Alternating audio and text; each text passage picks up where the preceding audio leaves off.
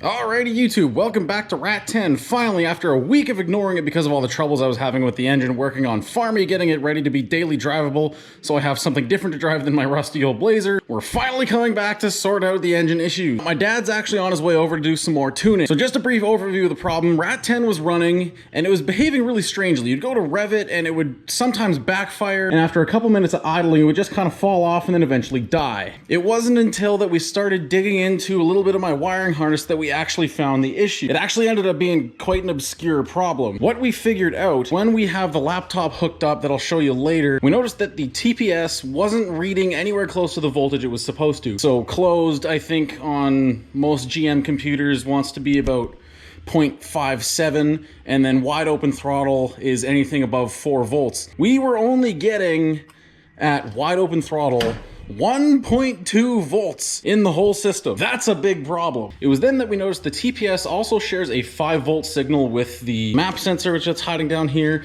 and the coolant temp sensor, and both of those were also acting strange. I unplugged a couple things, plugged it back in, and it just started working. I was like, what the hell? What's going on here? And sure thing, we fired it up and it started to behave normally. What the problem ended up being was down over here, the coolant temp sensor. Not in the traditional way where a GM coolant temp sensor fails and it defaults in the computer to thinking it's minus 40 degrees Celsius out. What happened, if you can just kind of see the terminals in this coolant temp sensor a little rusty. This sensor was stopping the 5 volt reference signal from going through the whole system, screwing everything else up, and the computer had no idea how to run it. So now that we have all that sorted out, we have a new coolant temp sensor in the water neck, and we've confirmed the 5 volt signal for everything here is kind of okay. So here's kind of the general setup. We have my dad's laptop connected to this little box. It's called Extreme ADL. ALDL? Yeah, assembly line diagnostic link. This little box connects up to the ODB1 port, and that can see all the data through there from the computer and display it kind of in a modern fashion. He has gauges all set up here for engine RPM, map, there's TPS, there's NOx, Spark Advance, wideband. There's all kinds of different stuff on here, and it's live readout. Crack the throttle to full, and there you go, you can see the TPS goes all the way up and all the way down. As a live readout. As the truck is running, these little black bubbles in here, they hover around and they tell you where in your data it's actually being pulled from. Look at this is our live data stream.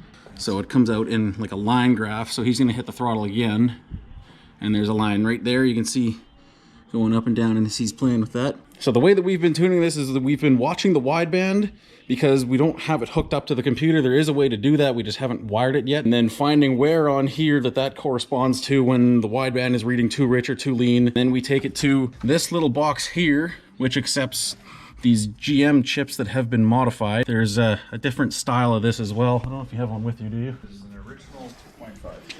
Yeah, so here's an original chip. This is the part right here that has the factory tune on it, and then the guy over here, Lip home, number of cylinders, and just the basics, and then your tune is actually on this one. We used to buy these little things here which bypassed this chip and gave you a programmable version, and it uses all the other stuff from the little chip that it needs for computer information and whatnot, and then that puts it into the factory computer. We've since eliminated that adapter, and my dad has hardwired the programmable chip. I guess what's it technically called? Double EEPROM? Yeah, double EEPROM, electronic erasable. And you have to physically take the chip out, put it into the little burner, go onto your laptop, do all your changes, burn your chip, put it back into the computer, and that's how you can get all this modern technology to be able to tune a TBI system from 1987. Oh, yes. But it gets even better. We have this fancy little connector here. How does this work? This one basically allows us to take the chip and put it into live memory on here, but it replaces this chip with a cable, and over the cable goes to the black box over there. Change the data live as we're driving, so you just update the memory in real time. So if it's rich or lean, you dial it up, you dial it down, change the spark, and do a lot of driving up and down the road to figure out what to tune. This is kind of the old school way to do what everybody else does with HP tuners and stuff. This lets you hook a laptop up to outdated technology and actually tune on the fly. We were trying to do it, and it was creating more problems than it was success, so we've gone back to the old school, burn a chip and put it in the computer, and it seems to be working. We've been through here, I say we, it's all him, I don't know what the hell's going on here. We've leaned it out a little bit because the new engine has less vacuum in the cam, which moves it into a different part of our volumetric efficiency table. So he's now had to lean out the section in order for it to run a larger engine properly on the same chip for a 2.5. We're now adjusting the Excel enrichment, so when you tap the throttle, it doesn't flood the motor. The last problem we've been having in the background is, like he said, when you hit the throttle, it's just dumping fuel into the engine for some reason. We were struggling to find it in this absolutely massive list of information. He thinks he has it. This is the last run we did for testing. So this is the recorded data stream. And this is where it starts. And you can see all the black dots moving around as you're starting it, right? Let this idle for quite a while. Whoop, here we go. And this is the problem we're trying to solve right here. The blue line at the bottom is the throttle. There it is. That's just a slight little bop of the throttle. And then the orange line that's above it, which is really hard to see, it's right about here, moved up and it dumped fuel, and that's the pulse width of the injector. Twice as much, and it's dumping too much fuel, but that's the carb pump shot from the old days. So we're trying to get rid of that problem right now. You can see we're idling around 50 MPa, revs up, it goes less and less vacuum. This table is all fine, but there was a piece in here called throttle enrichment that when you hit the pedal was just overloading the system and making it run really, really rich. I don't have any video footage of this because we've been doing it all off camera. It's driving me nuts. One thing that we have changed from my original exhaust install is this here. I had a single wire narrowband O2 sensor, which is supposed to be heated up with the heat of the exhaust. This was giving us all kinds of trouble and we were never actually going into closed loop. It was running way, way richer than it should. So what we've added is 3 wires right here are coming from a self-heated narrowband O2 sensor that we're just going to, for now, wire to the battery until I can get it on proper ignition power so that we can actually get an O2 signal and hopefully let the computer tune the engine itself. This orange line in the middle, which is 450 millivolts, is no O2 sensor, right? So if I go hook up your O2, It should go lean because there's no fuel in the exhaust. He just hooked it up. It takes 30 seconds to heat up. And we should see that move if I have it wired properly. And now this O2 count should start dropping as the sensor warms up because there's no fuel in the exhaust, meaning it's going to be very lean.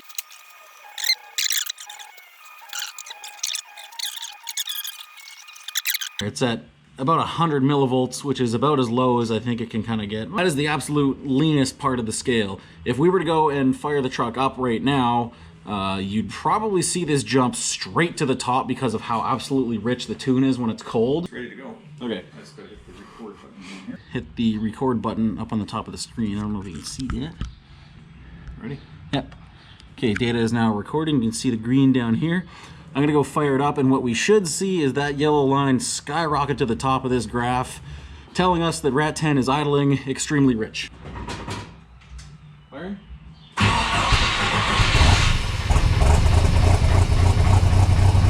And there she is. She is rich. The wideband is heating up. The wideband's still heating up. Well, it's actually idling around 11. That's still pretty rich. It is remarkable how accurate the old narrowband is. So my wideband is saying we're idling around 12.5 to 1, and if you come check out the narrowband scale, 12.2 target. That's our wideband target. Is 12.6 is our target. actually that's pretty damn good. So our target right here is 12.7, and our narrowband is reading very rich, and the wideband low 13s, high 12s. So that is remarkably accurate. Also, the sound of this thing is hilarious.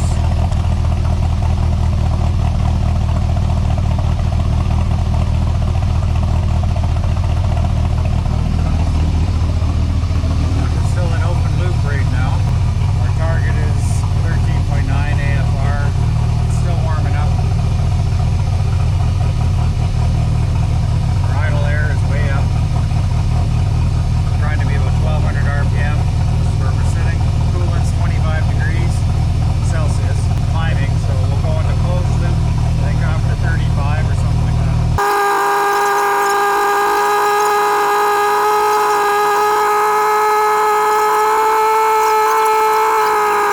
We're starting to get some good data here. There she goes. That should be closed loop. Ah, there we go. Oh, no. Open loop. What does that mean? If you're familiar with a narrowband sensor, what we're trying to see here is the narrowband start doing a squiggly line, which means the computer is now calibrating for how it's running. We're still in open loop for some reason. I'm gonna go put you off to the side now until something interesting happens.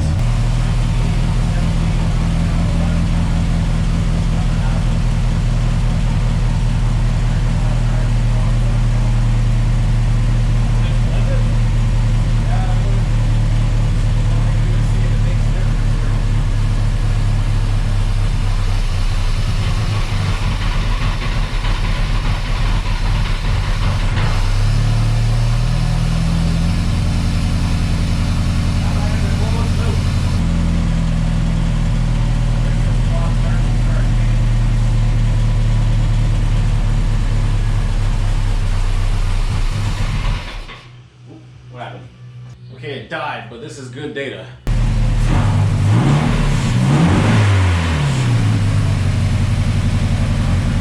What I don't understand though is why.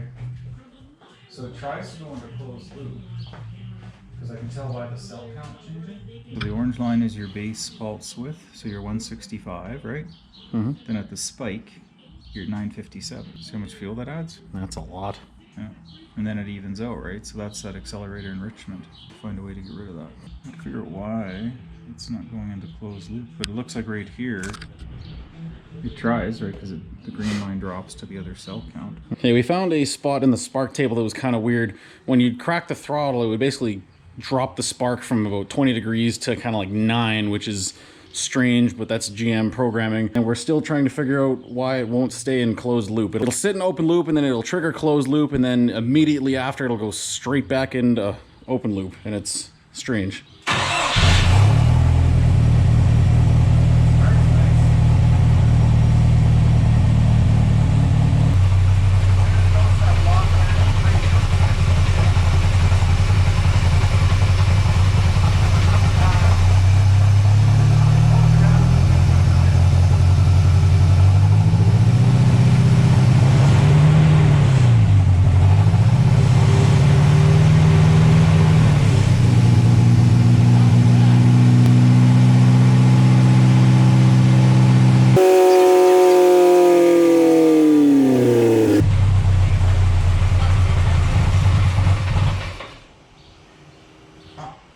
I didn't have, after it revved up, my foot was off.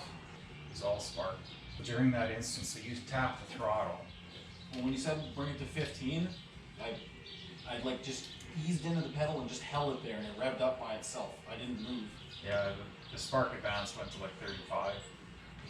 That's why it revved the way it did. So you started a little, then you went up a bit and you held it. And the spark went up to like 35. And then the spark came down, the revs came down. And you're holding your TPS the same. And then all of a sudden it came back up. So it was all, something in the spark table did all that. Here, this is your problem. Oh. What is that? Do you think there's an issue? Okay, anyone who's familiar with tuning is gonna laugh when I show you this table that's on screen right now. He asked me to hold it about 1500 RPM. I laid into the throttle and the RPM kind of went all by itself. Bottom line is your throttle, so you lifted up a bit of throttle, a bit more throttle, held it all the way here. If you go up to the top line, this is the spark. So we got a little bit of spark, then we got up to like 39 degree spark, it fell off, then it came back up again to about 38 degrees. And if you drop it down to here, you look at the RPM rose, and then waved, and then rose, yet the throttle position sensor didn't change. It was all about timing. There's a section which is used for deceleration, and the timing's really increased there. When we bring it up in a graph, you'll see just how notorious this is. So there's your timing table, and here's the values that are causing us grief. So we are going to lower. Oh, you're bringing them all down at once? Yeah.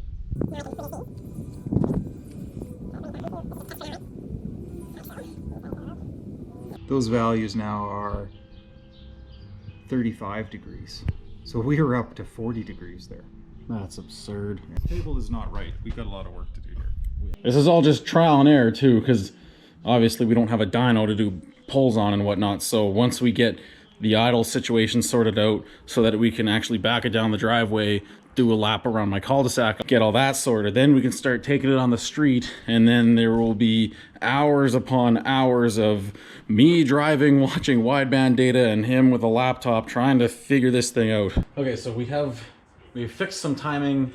It was idling super rich, and if you try to just hold the throttle, it would go even richer, so we've tried to lean it out a little bit. At least that's the hope.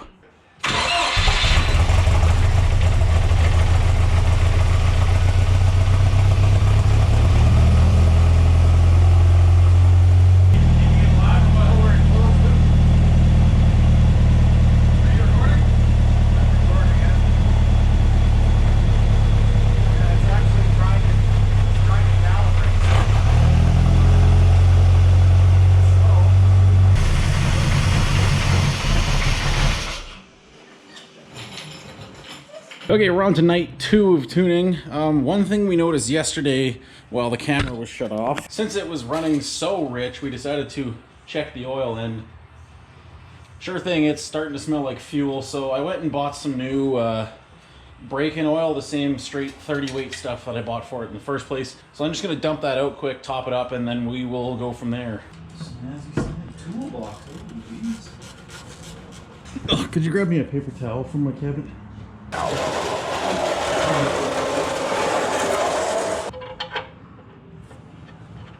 While I'm in the middle of changing oil, my dad is adding in this MSD spark box. This gives me a tack signal to my gauge system, and also hopefully burning some of the excess fuel that we have going through this thing.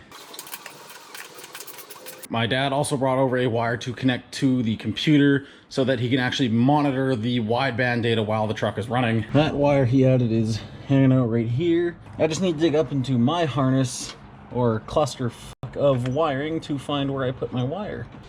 Oh, I have been looking for this green snap-on light for months. All right, let's let the rat's nest unfold.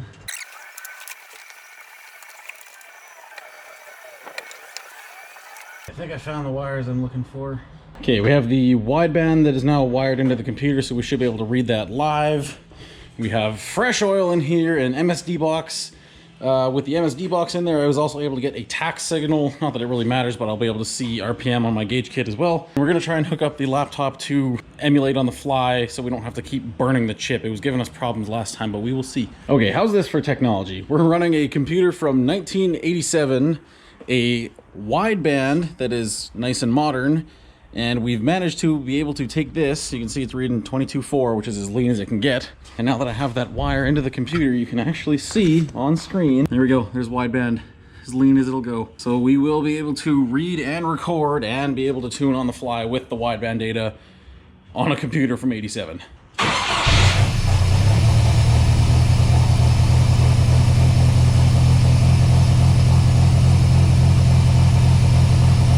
Okay, I can't remember what we did or didn't cover on day 2 there. We're having this really weird issue now where the truck is just starting to kind of rev up by itself, almost like there's a huge vacuum leak. We just can't figure out where. You can hear and physically see the idle air on the computer opening up, and then kind of like alongside that, the engine just decides to rev up by itself, and timing stays the same, fuel stays the same.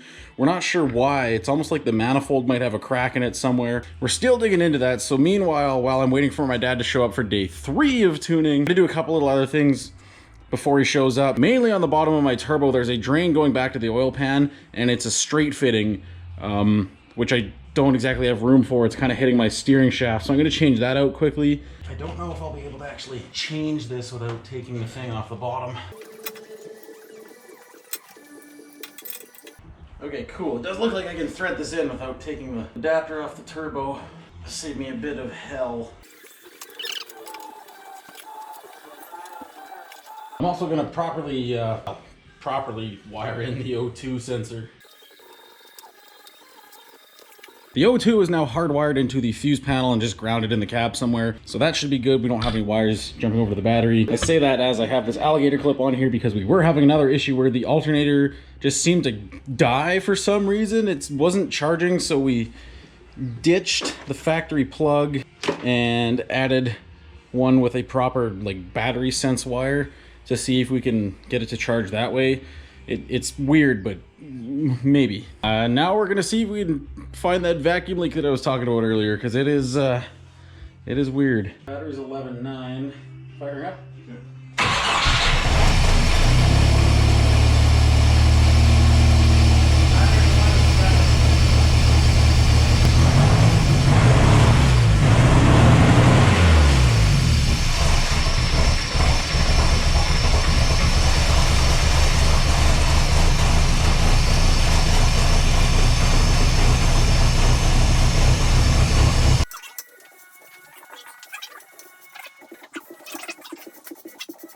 Okay, here's what we did. We have bastardized 2 alternators together. Well, mainly just one with the front case because we didn't have one that matched. We had the rear half and the front was wrong. It looks disgusting, but well, maybe it'll work. Okay. Twins. Oppo twins. Yuck. But if it charges, it's gonna stay there until I decide to never touch it again.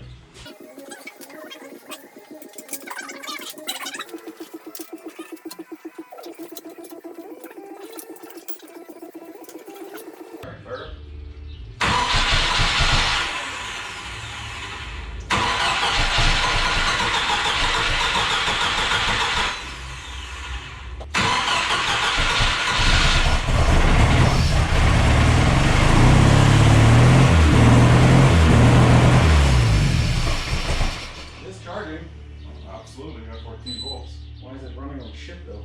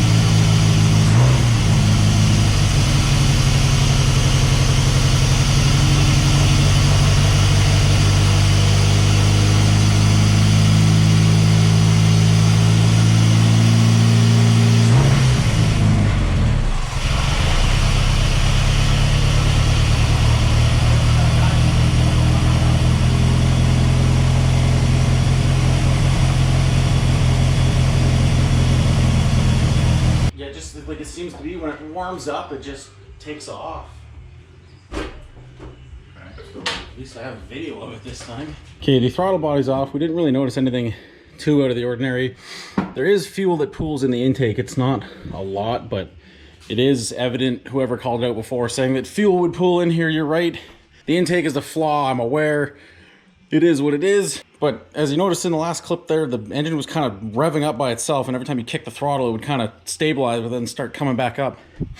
And it only seems to do that when it's warm. So our theory, standing theory here, is that somewhere here is warming up and causing a leak. We're just gonna bite the bullet and take the intake off because it's 4 bolts, and we can't tune for it otherwise. So it is what it is.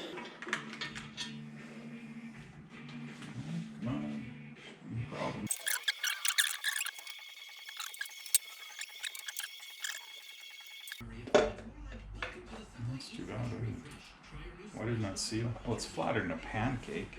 Well, throttle body off, intake off, valve cover off. Everything seems fine physically. We can't find anything that would seem to cause that weird rise in idle that we were getting at the last bit of that tuning section. You can see, apart from the silicone that came off on the manifold, it was perfectly sealed. We've checked the intake, there's no cracks in it. The throttle body, the gasket seemed at least somewhat fine. We don't know. There might be some little weird piece in the tune. Unless someone has a better understanding of TBI systems and computer technology from the 1980s, please refrain from any of the crazy suggestions, because trust me, I can guarantee you if you're gonna suggest something like, oh, it's this sensor, oh, it's that sensor, oh, it's another little sensor, we have checked everything else. Program we're running in the computer isn't even original anymore. It's a prom my dad found on a site called Prom Hacking, I think, promhacking.net, I don't know exactly, and the code is called 12P, gives better tunability, ability for 1 to 3 bar of map control. It's not exactly a simple system, and it doesn't really do the same thing as modern ECU and modern tuning. It's just the best you can get for this old style of computer. So sadly, that's where this video is gonna end. I didn't want to have another video just running around the truck doing nothing, but this is a real life project. This is what it takes to get something this stupid to run properly. Hopefully we can find some information in the data recordings that we do have to suggest why the hell it's running so strangely, because there's nothing physically wrong that we can find. At least it runs better than it did. It's coming. We're sorting it out. This is precisely why I avoided working on the truck for 2 weeks. I didn't want one of these videos of us just not knowing what's wrong again. But that's what you get with real life projects when it's a hobby and you only get so many amount of hours in a week to do this stuff. So stay tuned. I now gotta throw this whole thing back together, seal it all up, and then hopefully we'll be able to find something in the program that's just causing this to be weird. I hope you enjoyed that. I hope you stay excited, and I hope you come back for more. Thank you so much for watching.